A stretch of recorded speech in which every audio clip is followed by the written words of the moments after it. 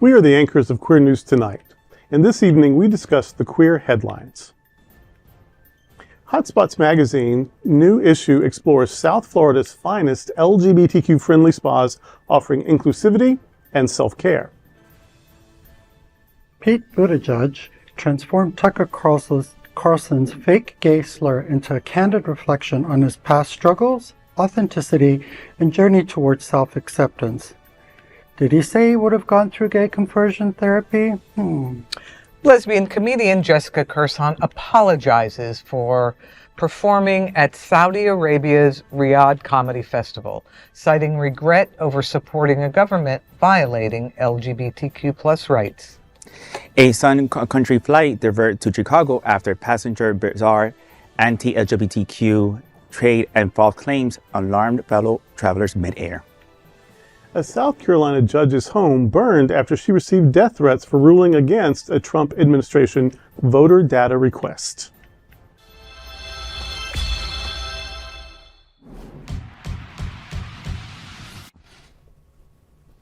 Welcome to Queer News Tonight. This is the world's first and only LGBTQ daily news television show, broadcasting live and available on demand on your favorite streaming channels. Analytics company vidIQ has certified the Queer News Tonight YouTube channel as the world's most popular LGBTQ streaming news in show. In 2025, our queer stories have reached 11 million streaming views, and Queer News Tonight has been the most watched LGBTQ news and lifestyle show in the world this year. We are proud that Queer News Tonight has more YouTube subscribers than any other LGBTQ brand in Florida. We thank you for watching and supporting our voices in the LGBT community. There's no other news program in the LGBTQ world and Queer News Tonight. It is Tuesday, October 7th.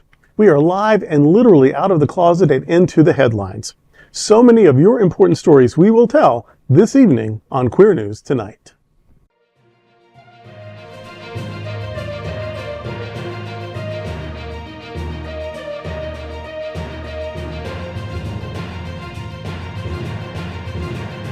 You're watching Queer News Tonight, the world's first daily LGBTQ evening news show.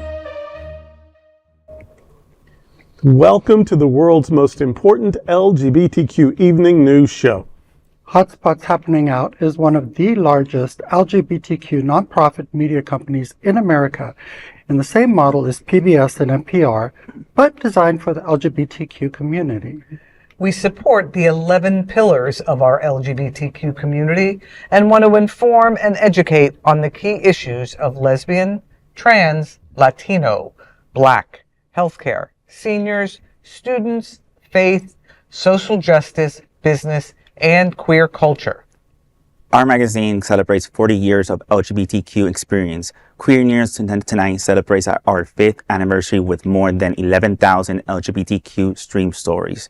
We are present in South Florida and major LGBTQ events, including Pride, Fort Lauderdale, Stonewall Pride, Pride Feet, and our nonprofit F501c13 magazine events and television news, talk, and entertainment. Show support. Our mission is to educate the LGBTQ and broader community abroad. In 2025, more than 100 community leader anchors will host this show to support the LGBTQ community. Let's meet today's anchors at Queer News Tonight. Let's welcome anchor Franchesca D'Amore. She is an advocate and holistic life coach. She is the founder of Trans Ed and an executive committee member of the Broward Regional HIV Planning Council. Welcome, Franchesca. I'm glad to be here tonight. Hi, everyone. Let's welcome Cindy Brown. Cindy has been an activist for the LGBTQ+ community for 35 years, working for or serving on many local nonprofit boards.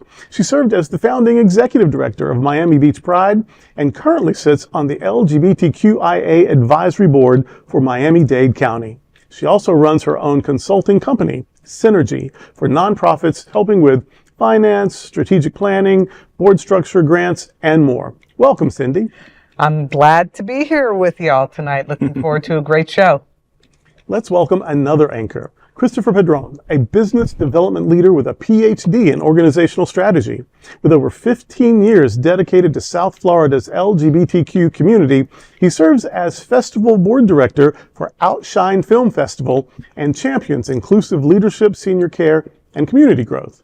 Christopher, OUTshine is about to begin. Tell us what's happening.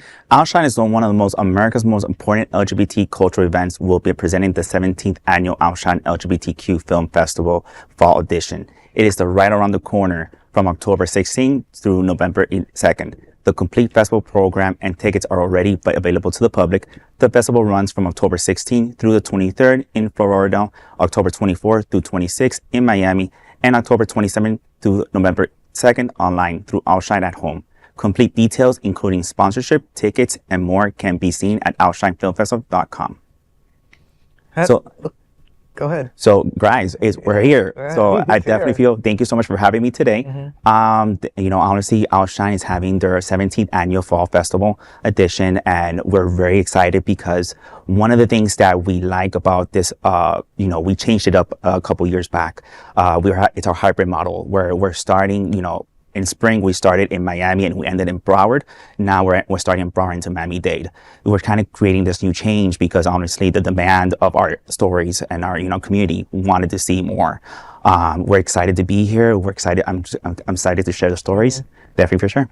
And you said 17 years, the Fall Festival? Yes. Wow. But the festival is been about 42. Like how many? 40. We're about 42. Wow. Long time. It's a long time. So, and we're very honored to be here today. And honestly, one of the things that this time is about, filmmakers creating contact from our own community.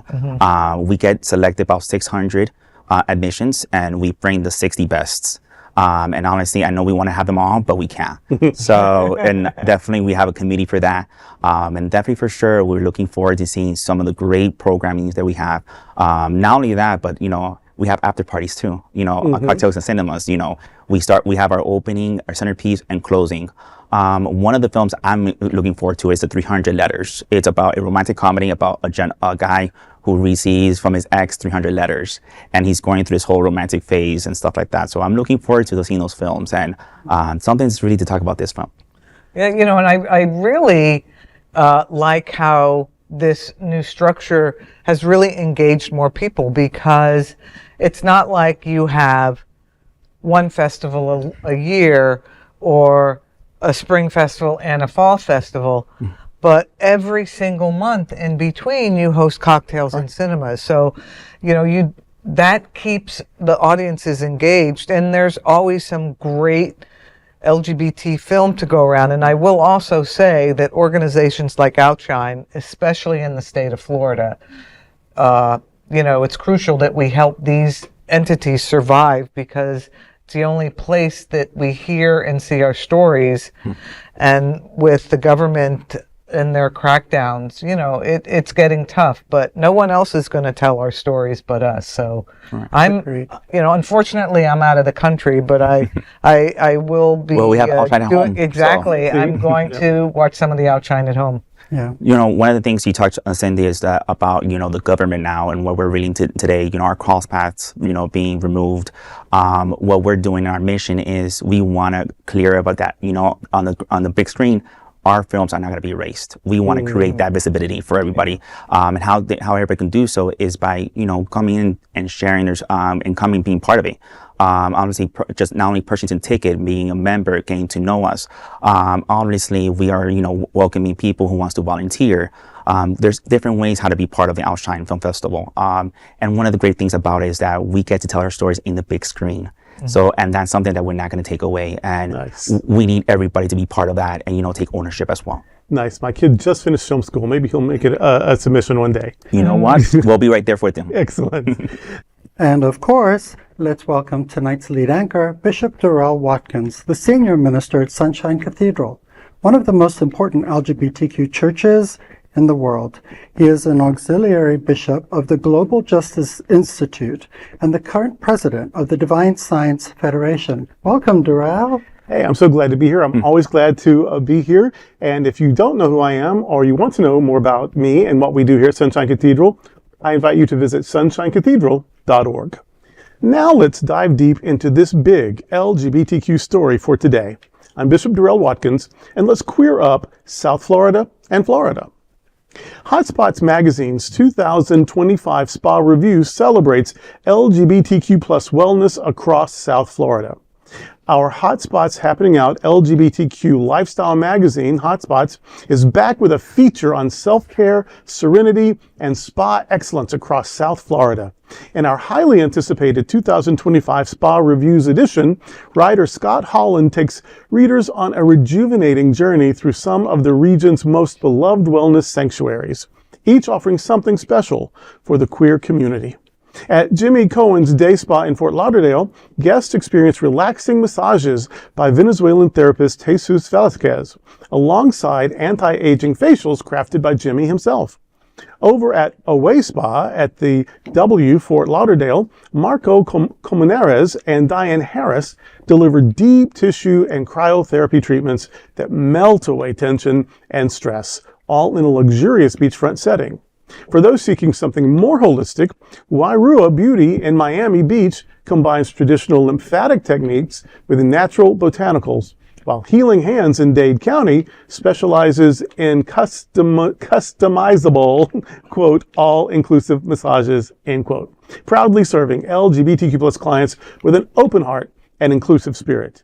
And finally, Santa Skin Studio, with locations from Coconut Grove to Fort Lauderdale, provides cutting-edge facials and LED treatments designed for radiant, confident skin. These spas don't just pamper, they affirm. Each destination embodies care, connection, and authenticity. This feature story and many more are included in your free copy of the upcoming issue of Hotspots Magazine on stands this Thursday, October the 9th. I don't know if I'm meant to sort of just be drawn and just try to go to each one of these spas and just get the full, I deserve it, pamper myself treatment, or if I'm hearing, you need some help. You need to get with these LED treatments and a facial and, let us help you, please. But either way, I actually do love spa treatments. One of the things I always do on cruise ships is I book a spa day, and forgetting, you can pamper yourself. You don't have to be on vacation to pamper yourself. Right. So it's great that we have these businesses right here available to us and part of the queer community. Right. Absolutely. Right. I think they're incredible, and I'll take it. Whether you need it, I'll take it all. Wrap me up in whatever you need to make me look like amazing. I'll take it. And they are amazing businesses right here in our backyard. Yeah, and what a sweet assignment for Scott Holland. I mean, he got to go all these spas, try them out, but I think it is important that we make sure that when we are giving someone our business that they support us. And I know there's gay chambers up here in Broward County as well as in Miami-Dade County. And in addition to these spas that are featured in the story, it's great to keep the money in the family, as they say. But I think it's very important as well to support our own backyard with everything, and whether it's a nonprofit or to local businesses or small businesses. It's very tough these days just to have people represent us on our table, who know us, who know their business leaders themselves. And it's always courage towards, what, if they know me, they know what I stand for, what I like. And best of all, what, I may want to get some facial treatments on myself too. You know what I'm saying? I gotta get ready for the pump stuff. There you go. And I think I don't have biases, but at the end of the day, sometimes I really, really do. Especially if there's about intimacy and touching and personal space, I prefer queer people. I prefer queer, lesbian, bisexual, trans. Just I want my community, because this is all very personal and carries a lot of stress. And I go to a lot of trouble to keep it safe sometimes because I don't always feel safe, right? Right. And so whether it's my hair or it's massage or a dentist or whatever, that in my space, I really like to be our folks. Now let's dive deep into this big LGBTQ story for today. I'm Franchesca D'Amore, and let's queer up politics. Pete Buttigieg considered gay conversion theory as Channel 5 tags Queer News Tonight. Recently on Queer News Tonight, we saw how former Transportation Secretary Pete Buttigieg turned one of Tucker Carlson's most bizarre attacks into a moment and reflection and strength. The conversion took place during a live taping of On with Kara Swisher at the University of Michigan, and it's now making waves again after Channel 5 clipped Queer News Tonight's coverage of it. When asked about the Faygate comment, Buttigieg told Channel 5 that years ago, before coming out, he was in such a painful place that he might have even considered gay conversion therapy if he believed it would work. He thought being gay would close every door, in politics, in the military, everywhere. But things changed after his military deployment. Writing a just-in-case letter to his family, Buttigieg realized he'd lived into his 30s without ever being in love. So when he returned, he decided to live openly, no matter the career cost. Buttigieg says it's ironic that the latest right-wing conspiracy claims he's not gay enough. Quote, Tucker's big conspiracy theory is that I'm secretly straight is like kind of hilarious, right? I just guess it's progress. Because what would you possibly have to gain about lying about that? You see the news recently, the Tucker Carlson statement. He's never agreed to interview, but I'm going to ask him like some very specific questions about gay sex and see if he can even answer. He said that you are basically fake gay and that you've created this persona to appease the woke mob. Tucker Carlson claims Pete Buttigieg isn't really gay. He was dating women just a few years ago. That's totally fake. Wow. He's not gay at all. Smart. So I said that on the air. People got all offended. Yeah. I mean, in a weird way, I guess it's progress.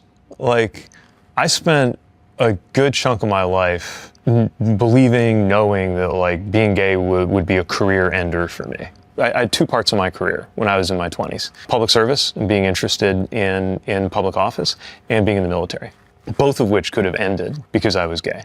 And honestly, I don't like thinking about it now, but there was a time when I would have done anything to not be gay. Like, it was just like, tell me what I have to do, and I would have done it. Like you would have gone to conversion therapy? I mean, if I thought it would have worked, the state of mind that I was in at a certain time in my life when I was younger, maybe, yeah. Because I thought that the reality would just shut down my options. And then I grew older, I matured, I went to war. During that deployment, I thought, like, this is insane to, like, be a grown-ass man with no idea what it's like to be in love. Like, if I get through this deployment okay, I'm going to come home, I'm going to come out, and if it messes up my career, so be it. But that's how I live my life. And so to now be at a point where a right-wing, whatever you want to call him, personality, his big conspiracy theory is that I'm secretly straight is, like, kind of hilarious, right? Yeah. Yeah, I guess that's progress. Of all the things you could say about me being gay, probably the most, like, novel and weird is to say that I'm actually not. Wow. He's about as fake gay as I am fake gay. But we do have to applaud him for being open at a time, you know, where we were being repressed, I mean, back then. And he stood to his truth and his authenticity, and he pushed forward. And, you know, conversion therapy is no joke. I went through it when I was a teen, and obviously it didn't work. And that's actually becoming a big buzzword now. So it's good that we have figures that are talking about it and how they avoided it and decided not to do it and claimed their truth, you know, for our youth. It's so abusive. It is just, it's cruel, it's abusive. But I can relate to what he was saying. I mean, you know, I was coming of age in the 70s, and when I realized that I wasn't like everybody else, I would have taken a pill, I would have done anything to just be quote unquote normal. Of course now, I wouldn't take that pill if my life depended on it. Right. But I think that a lot of us went through that struggle when we were young because society kept telling us, you're disgusting. I mean, back then we were even in the DSM-3, which is the psychiatric diagnoses book. And a lot of people can relate to him. And it's really sad because if you're not supported, you do that. You live in secret, and the people who are in your lives who supposedly love you and you supposedly love them have no idea who you are. It really is sad, but I'm so glad he came out and is speaking out, and maybe, like all of these folks that speak out, speak their truth, which ends up being so many other people's truths. And Senator You're not alone. He is a Harvard graduate. He is an Oxford Rhodes Scholar. Right, he's brilliant. He is military service. He's served in the cabinet. He's been a mayor. I mean, for people who dropped out of community college, or people who have only been like shock jocks on tabloid radio or whatever, Tucker Carlson. for these people that you say his name is almost an honor for you. Like, he has done so much, and what have you done? And this is what this is about, is dehumanizing. Yeah, right. Like, they don't care if he's gay or not. But it's the same thing as attacking people who are, too out or too queer or too flamboyant or, whatever. He's telling the world, this guy isn't who he says he is. He doesn't know his own mind. We know who he is better than he is. It's about shaming and demoralizing and dehumanizing, and saying that he doesn't even know. He's not even smart enough to tell you who he is, but we can tell you who he is. That's insulting. That's a microaggression. Right. It's actually not so micro, and So I want people to hear that it sounds like a silly accusation, but it's meant to make the opponent look silly. Right. It's meant to dehumanize him. Yeah. And so know it for what it is. Meanwhile, Secretary Pete has probably saved lives just by living his out loud. Absolutely. Of course, absolutely. Yes. I think it's very important, even coming from my spectrum. I'm a younger generation. I'm lucky enough to be accepted by my family and my community, obviously thank God from the pioneers, the people who put the work. Younger generation like myself, it's good to hear Pete's story, because honestly, it showcased that, you can be out, you can be authentic, you could live your story and have a platform. And his platform is, he did start, questioning himself, but then now he's living his true life openly. And, I think it's very important for everybody to understand that you could do all that in the same and live your day-to-day life and love your partner and love your spouse. And you know what? At the end of the day, you're just, you're walking outside knowing the fact that you're being the authentic self that you want to be. And that's something, absolutely. And I think that's very respectable. Yeah, everybody should be allowed to be authentic. Now let's dive deep into this big LGBTQ story for today. I'm Cindy Brown, and let's queer up lesbians and queer women. Lesbian comedian Jessica Kirson apologizes for performing in Saudi Arabia. Lesbian comedian Jessica Kirson has issued a public apology for performing at a comedy festival in Saudi Arabia, a country where queer rights are nearly non-existent. Kirson appeared at the Riyadh Comedy Festival, part of the Saudi government's Vision 2023 initiative aimed at promoting cultural events. But critics have condemned the effort as an attempt to whitewash the kingdom's record on human rights, particularly the harsh anti-LGBTQ+ laws. Homosexuality remains illegal in Saudi Arabia and can be punishable by death. Speaking to The Hollywood Reporter, Kirson said she was surprised to be invited given her openness about being Jewish and lesbian. She asked organizers if she could, quote, be openly out on stage and perform gay material, end quote, and they agreed. Her September 29th performance marked the first open acknowledgement of queer identity in a Saudi venue. Still, Kirson says the decision has weighed heavily on her. She told Hollywood Reporter, quote, I deeply regret performing under a government that violates human rights, end quote. Kirson also mentioned donating her festival fee to a human rights group. She hopes her apology sparks dialogue about how artists can use their platforms responsibly. Now, I actually worked with Jessica years ago, brought her to Miami for several shows. And when I first, read the story, I was like, why would she perform in Saudi Arabia? But, when she talked about it being an effort to bring more culture and that they had no qualms about her being herself and performing her act openly, I can see her seeing it as a potential learning opportunity for the people in Saudi Arabia. And the fact that it was the first time a queer comedian performed in a Saudi venue, or probably an openly queer anything performed in a Saudi venue. I can see that could put a little dent in something. But I also understand that when there are governments that are so horrible on human rights issues with the LGBT community, I mean, literally, it's punishable by death. Right. I can see why there's a lot of backlash, and I respect her for her decision and her apology, because I believe it was really a heartfelt apology. And I assume that that the performance itself, though, was done with good intentions, goodwill. I'm not convinced that it was a terrible thing. It happened at some risk, because I'm sure she had a lot of protection. She was there officially, blah, blah, blah. But if she enraged some religious fanatic or whatever, they could have, there was some risk involved.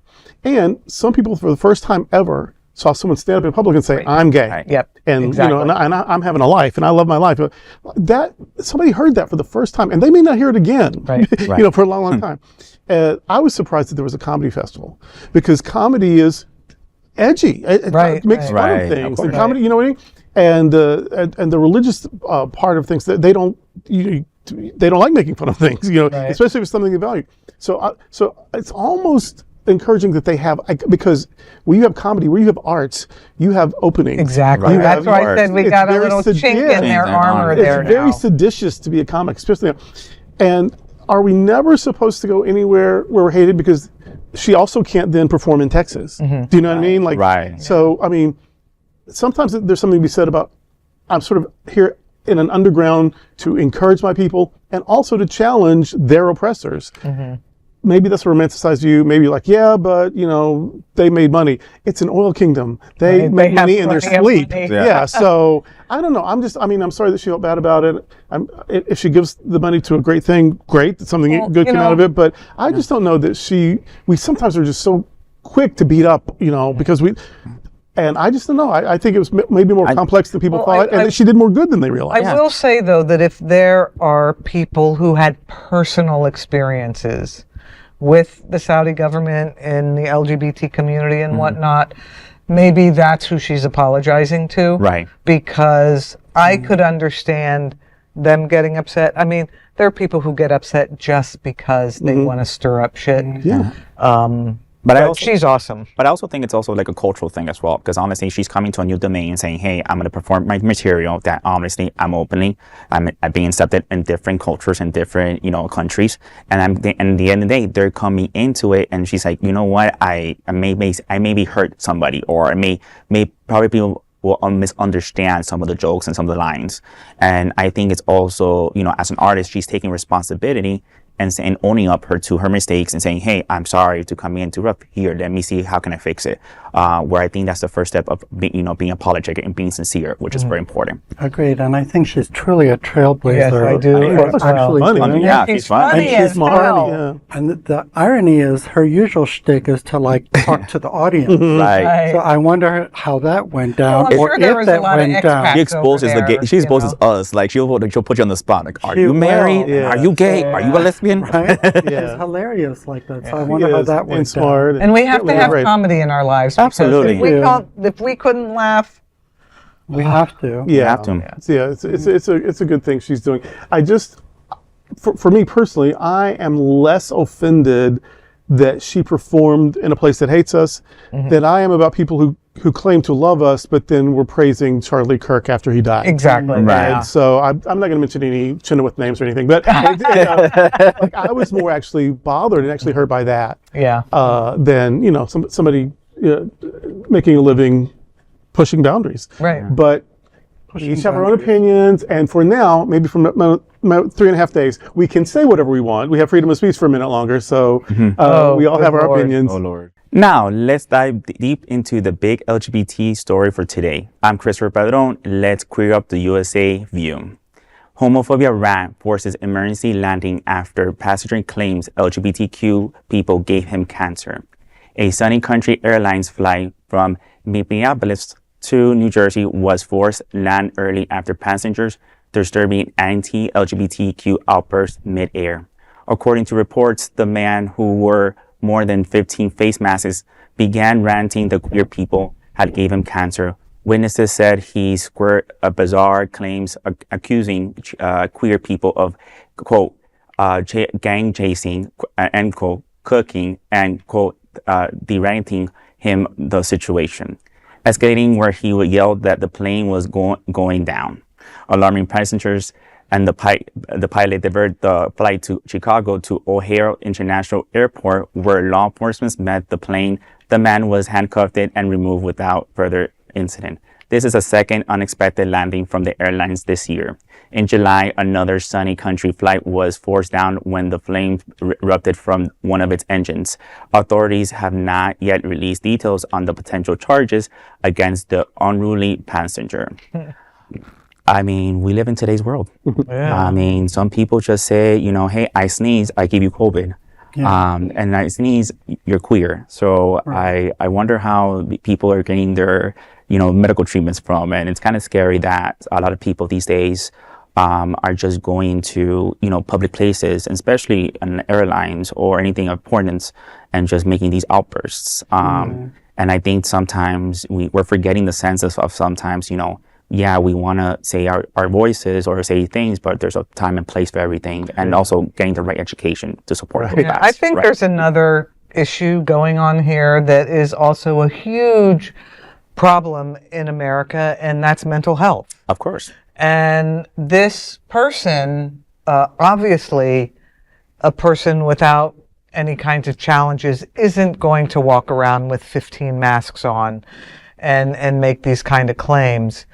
And it also demonstrates how bad behavior in airplanes is rising and rising. But I do think I think it's more of a mental health issue, honestly. And his mental illness is exacerbating his homophobia and causing him to act out. And because people are doing it and not having to face consequences, you know, someone who has mental health issues isn't going to logically be able to say, oh, you know what, that's probably not right. Everyone else is doing it, so I'm going to do it. Well, it's kind of almost the saying, oh, I'm going to follow my neighbor, monkey see, monkey do situation. Right, yeah. And I think, honestly, like you're saying, mental health is very important, and I advocate for that because, honestly, it's very important to talk about, you know, just to get yourself checked and make sure that, you know, these things, you know, don't follow your neighbors, you know, get your resources correctly, get your help, because at the end of the day, you know, there is resources out there that are facts. Right. That's the thing. And you're both very kind to say, you know, he might not have been well, and, you know, he didn't really resonate. You're very kind, and I appreciate that so much. Didn't have his coffee. Big you know, But he's living on the no-fly list. Okay. Yeah, exactly. But also, Now he's going nowhere. Here's a possibility that runs through my mind. He could also be very stupid because, you know, like there are stupid people in the world. Yeah. And you're not going to get cancer from gay people. And I'll give you 3 reasons why. 1, that's not how it works. 2, no. And 3, that's not the way it works. There's just that's not going to happen. Right. It's so stupid. So yes, he might be a little, you know, need some medication, but he also might need some education. And because LGBTQ people are targeted and demonized and dehumanized, yes, maybe he's crazy, maybe he's looking for a scapegoat, but who he chooses is somebody who's already being demonized. Right. Right. Because it's easy. Right. So the larger dis-ease here is a social disease of people being excluded and demonized and vilified. So, and also incompetence.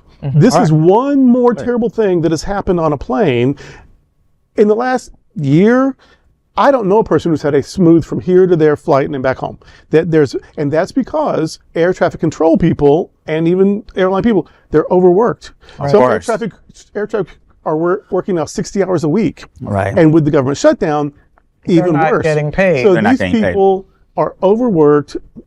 They're behind on their pay, and so now we're not getting well served in flying. So not only this, but this is the second time this Sun Country, this airline, but the first time was an issue, a mechanical issue. Right. Well, a mechanic may have hurriedly done the inspection because they had 17 more planes, whatever. Exactly. Who knows? Right. Or that could have been his that's true. 11th hour of the day, you know, Right. whatever. So yeah, a lot of things, and crazy guy, and that's not how you get cancer. But also, this is multi-layered. There's a lot of intersectionality going on in this story, and it all points back to we're living in a hellscape right now. Right. Yeah. And there's definitely a lot more tension at the airports. You could feel it when you're going around. Absolutely. And a big question is, who has ever heard of this airline? I've never heard of it. I don't know. Choices. Right. Well, maybe it's a Minneapolis, Minneapolis, Minnesota airline. It might. There was some Midwestern small regional specialty, right? airport. Could be, So there you go. But at the end of the day, I didn't give you cancer. So that now let's dive deep into this big LGBTQ story for today. I'm Bishop Durrell Watkins, and let's queer up the USA View. South Carolina judge's home burned down after ruling against Trump administration. A South Carolina judge's home was destroyed in a weekend fire just days after she reportedly received death threats for ruling against the Trump administration. Circuit Court Judge Diane Goldstein, 69, was walking her dogs Saturday morning when her Edisto Beach home caught fire. Her husband, former Democratic lawmaker Arnold Goodstein, 81, their son, and other guests were trapped inside and escaped by jumping from an upper floor into nearby marshes. 3 people were hospitalized, including Arnold, who was airlifted with serious injuries. Chief Justice John Kitteridge described the incident as, quote, an apparent explosion, end quote, that led to a devastating blaze. Authorities are investigating whether the fire was accidental or arson. The fire follows threats made to Judge Goodstein after she ruled to block the release of 3.3 million South Carolina voters' personal data to federal officials. The Justice Department had sought the information to identify alleged undocumented voters. Her ruling was later overturned by the state Supreme Court. Judge Goodstein, first elected in 1998, has long been known for her independence. Law enforcement has increased patrols near her home as investigators determine the fire's cause. The incident is an ominous warning of what is happening to political and legal discourse in America. Well, first of all, I'm so glad that she did her part to block that. Right. The 3.3 million voters, so you can ridiculous. root out this. We've talked about on other shows about LGBTQ people being sort of targeted and demonized, and they're the monster under the bed. Well, also so are immigrants now, and this idea that undocumented people are somehow a big threat. Usually, they're the ones paying super attention to the law, so they don't get caught. Right. And who cares? They're working, they're paying taxes, they're buying things in the markets. Like, this idea that there's some kind of danger is ridiculous. We've got to find an easier way for them to get citizenship and green cards and whatnot. Not punish them for existing. But this is a hate-filled administration right now, and there are various groups. Trans are on the list, queer people in general, and then trans people specifically, and then immigrants specifically, and now there's racial profiling. You know, I didn't understand your accent. I think you may not be from here or whatever. This is on the rise, and so that she did a responsible thing, trying to protect people, so that people have due process, so that people. I hate that it was overturned. I'm not surprised, but she was doing what she could for the safety of people in this country, and for the rule of law. And so I appreciate that. And I have no doubt, I could be wrong, I hope I'm wrong, but I have no doubt that some fool did this because they wanted to punish her for not being on the side of hate. And, you know, I think that again, this is becoming systemic. And, you know, Charlie Kirk was executed. I mean, that he shouldn't have been shot. I disagree with him. I mean, the Democratic lawmakers in, I can't remember where she and her family were. She, her husband, and the dog were murdered in her own house. The husband of Nancy Pelosi being beaten, this elderly And he was already man. elderly. And, you know, I think that it's fair game. And with this administration constantly making it the fault of the other side, Right. it's ridiculous. And I am afraid it's going to continue, and it's going to get worse. And there are going to be more houses burned down. There are going to be more Violence, people assassinated. There's going to be a lot And they more castigate attempts. empathy. They Right. castigate empathy.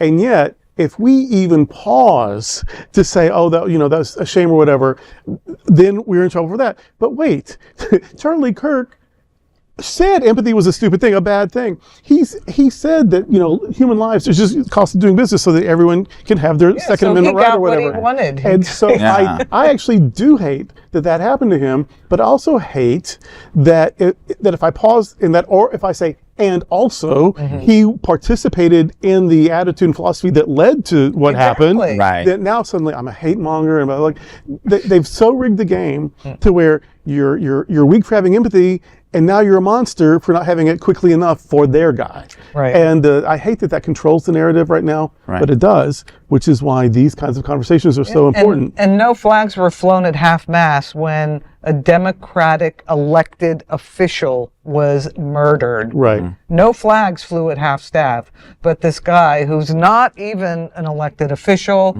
he's just An some ambassador, was a yeah. military hero. Yeah, he was just some. He did not deserve to getting a statue. have that on. Right. At a university in Utah, a statue. Well, if the university wants to do that, that's fine. Right. But for the government to order flags lowered at half-staff for that hateful person and requiring even LGBT flags to be lowered half-staff for him, that is... Those that are still flying at all. Yeah. I'm just shocked that the human race, we haven't learned our lesson at this I agree. time. I agree with This that. is history repeating itself. Right. Again. Since time beginning, Right. greed, power, hate, it just begets the same. And I don't understand how we haven't learned our lesson. And it's always the same playbook. You come for the intellectuals, Right, you come for the artists, you come for free Right. speech, you intimidate your opponents, or it's the same. Like back when you take history out of history classes so that we can't know Right. that's it's happening again. Yeah. But I also think as well is that we're not learning the democratic way or democracy way of having a conversation in the table, and we can disagree and agree. We don't have to be all disagree, but I go to Cindy's house and I'm going to go burn down her house and Right. kids. That just doesn't really make sense. That means that the lid is not sealed, and it's not sealed correctly, and a lot of people are going and doing physical harm, which is kind of scary because we do have, we're gonna have people always gonna disagree and not agree at the end of the day. But you come to my personal life, and now I'm threatened, then that's a different situation, and that's a level. Yeah, absolutely. LGBTQ 1 Minute News. In LGBTQ 1 Minute News, let's queer up South Florida and Florida. A night of pride at Stonewall Museum's Back to the Drive celebration on October 23rd. In a year when LGBTQ+ rights face mounting challenges, the Stonewall National Museum Archives and Library is turning defiance into joy. On October 23rd, the museum hosts its third annual Back to the Drive celebration at the venue in Wilton Manors, headlined by MSNBC's Eugene Daniels, a trailblazer for truth and queer visibility. Museum CEO Robert Keston says the night honors resilience, reminding us that being visible fuels progress. With Daniels' leadership and Stonewall's legacy, the event promises not just celebration, but a renewed call for unity, justice, and pride. For more details, visit stonewall-museum.org. I'm here for it. I think we need every celebration we can get. We need every educational event we can get. We need every political event we can get. We need every spiritual event we get. Just queer people coming together over and over and over again for any excuse we can. We need to be seen. We need to be heard. And we need to know that we're all here. We need to know that we're not alone. This is a weird time. Right. And so it's very important to know that we're not alone. And together, we will be seen and heard. Exactly. And this is our museum, right? This is our history. We need to make sure we protect that. And this And is it's really the uniquely museum. fabulous. Yeah. It's uniquely fabulous and historical. And I'm not sure there's anything like it exactly anywhere. Yeah, this is the museum. Yeah, I totally agree. I think we need, like you said, leaderships need to be, we need to highlight these leaderships. We need also these museums, these landmarks. We got to protect them. We got to be safeguarding them. So definitely important. Absolutely. Join us on the drive. In LGBTQ 1 Minute News, let's queer up lesbians and queer women. South Florida Real Housewife Julia Lemigova seems to confess cheating on Martina Navratilova. Real Housewives of Miami star Julia Lemigova stunned fans during the October 2nd reunion, revealing she once slept with co-star Adriana de Mora. Lemigova, married to tennis legend Martina Navratilova, admitted the affair happened while her marriage was struggling. When host Andy Cohen asked if Navratilova knew, Lemigova replied, quote, "Our marriage was not great," end quote. The confession shocked the cast and reignited tensions with D'Amore, who denied the fling. Once close friends, the two now face off as their fractured bond plays out on screen. The Real Housewives of Miami airs on Bravo on Thursday, October 9th at 9 p.m. In the UK, it's available on Prime Video and Now TV. Wow. Well, good old reality TV does it again, right? And can you believe everything you see on reality TV? Yeah, scripted sometimes. It's scripted. It's also for the ratings, I love anything that says real in front of it is a lot of BS, and I have zero respect for any of these quote unquote real housewives. So you see this relationship drama. Do you have empathy for them, or do you think it's fake, or do you think that you shouldn't even know about life happening down the street? I think it's just to get ratings. It's like to get followers. Who cares? And it's nobody's business. And God forbid, I hope that Martina knew that she was going to do this. I mean, how humiliating for her. Right. Which I think is the point, because that's the tabloid edge. Yeah, but that's why these shows are stupid. That's another way the dumbing down of America was these reality shows. But I also think about it too as well. It's just that it shows people to throw your personal information. Like, I think in camera, you expose everything, but there's some things that the camera doesn't have to see. You get me? And it's like proper etiquette, on the dinner table. Sure. Right. And I just think that just throwing those remarks and stuff like boiling something in your personal life just add up. Out there. So I do have to say, Not very I'm fast. really proud that they did cast Carmen Carrera, yeah. who's a trans icon, and she's on the show, and she's lovely. So shout out to Carmen. So hey, girl. Hey. So there's that. There's the silver lining. In LGBTQ 1 Minute News, let's queer up entertainment. Pedro Pascall and Russell Tovey discuss the virtues of being, quote, verse is the best, end quote. In a candid chat from Man About Town, Pedro Pascall and Russell Tovey dive deep into queerness, shame, and sexual fluidity while discussing Plainclothes, Carmen Emmy's new film. Tovey, who plays a closeted cop, praises the movie's raw portrayal of desire and power. Pedro calls it nostalgic, echoing 90s indie queer cinema where eroticism meets emotional truth. Soon, Pascall teases, quote, he's verse, end quote. And Tovey laughs, quote, yeah, and so is Lucas. It's the best way to be. Verse is the best, end quote. Set in 1997, Plainclothes explores shame, danger, and liberation, anchored by two actors unafraid to celebrate every side of being queer. Now, I have to tell you that I wasn't sure what verse was when I first read the story, and my wonderful co-anchors explained to me that it means versatile. Right. So you can be a top or a bottom or an in-between or everything all at once. So I'm all for verse. Yeah, I'm all for the verses. Right. It did hit me though when it says verse is best. Nothing is best. Whatever you are is best. You know what I mean? Like if you're bottom, you're top, you're versatile, you're the aromantic, just like the spoon. Whatever you are, that's what's best. So, but thank God for the verse people, because otherwise, we need verse. Yeah, well, because if you they're the ones who can really help out everybody. So. Well, as they say, variety is the spice of life. They did say that. Well, just to add a little OUTshine burp there, last month we actually premiered in our cocktail cinema. We actually had it screened, and actually a lot of people enjoyed it. I actually watched it myself. It's a very good, interesting film because at the end of the day, it shows actually what back in the days in the 1980s and 1970s in the malls were back then were popular. Absolutely. How cruising was like. So it gave me a little insight and then nostalgic. I didn't do it because by then I was just too young for that. I was thinking about Legos, but yeah, it gave me a little insight and I really enjoyed it. And I think everybody enjoyed it too. Excellent. Yeah, some of us do remember from very personal. We're the same age, by the way. And these two guys, they're just so hot, though. I mean, they are really hot guys, Pascall and Tovey. And sometimes people make fun of Tovey's ears, but on him, they're perfect. He is just. They are both just. Yeah, I'm going to see it for all kinds of reasons. All right. In LGBTQ 1 Minute News, let's queer up entertainment. Netflix Gein series sparks outrage for linking queer identity to monstrosity and Netflix monster The Gein Story, the latest entry in Ryan Murphy and Ian Bryan's crime anthology in drawing backlash from LGBTQ viewers for its portrayal of closed psycho star Anthony Perkins in the series directed by Alfred Hitchcock. Tom Hilfer suggested that Perkins' hidden sexuality mirrors Gein's base urges.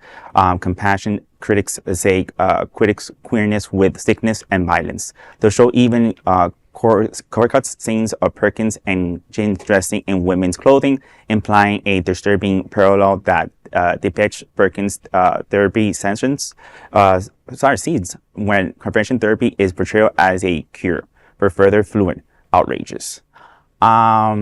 It's really interesting how now series of past, events are coming to light, and we're kind of getting into, we always see in the screen the nitty gritty and then a little bit of the political, but now we see the darkness of it, and really like the mental side of things of our community and sometimes how things can manifest themselves.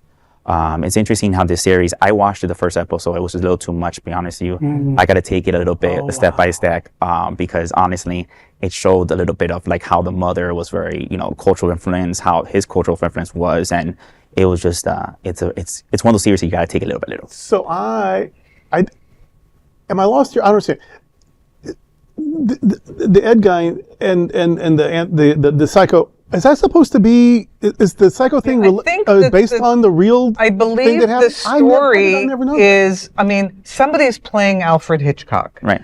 So Alfred Hitchcock wrote and directed Psycho. Yeah. Right. And in Psycho, Anthony Perkins was definitely a cross-dresser. Certainly. They never went into his sexual orientation back then. They never. But there was Hopkins a was lot gay. of. Right. Yeah. Right. In fact, had HIV in the end. So I guess that. this is a kind of a.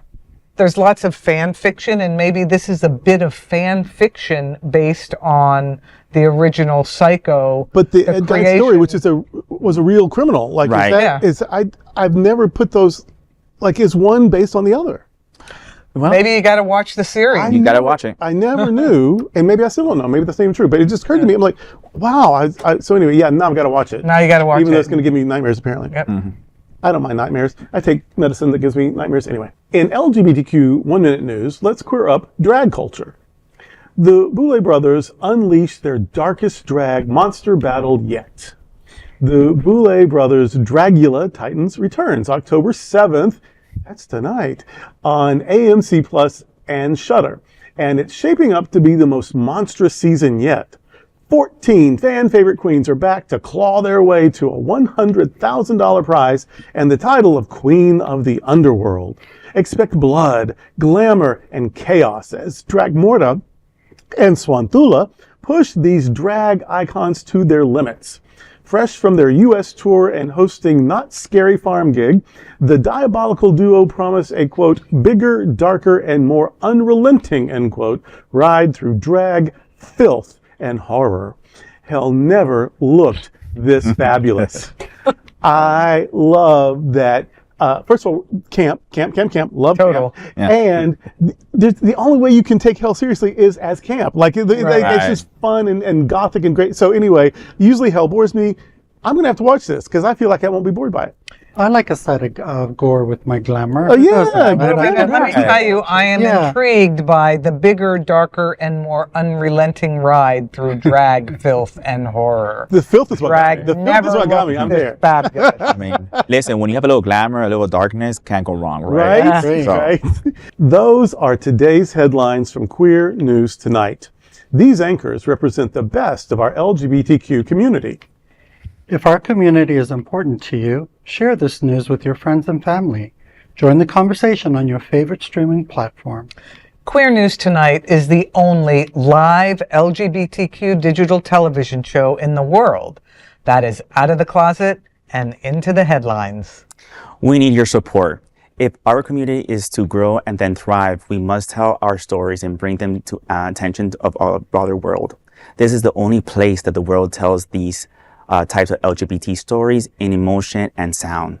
This is the passion of Hotspots magazine, Happening Out, Television Network, and Queer Eye News Tonight. I'm your anchor, Bishop Durrell Watkins, and on behalf of these LGBTQ reporters, the anchors of Queer News Tonight, including Franchesca D'Amore, Cindy Brown, and Christopher Padron, we will see you daily at 8 p.m. To our LGBTQ world, we hope you will join us by embracing love, generosity, bravery, be transformative, and queer. Good night. Good night. Good night.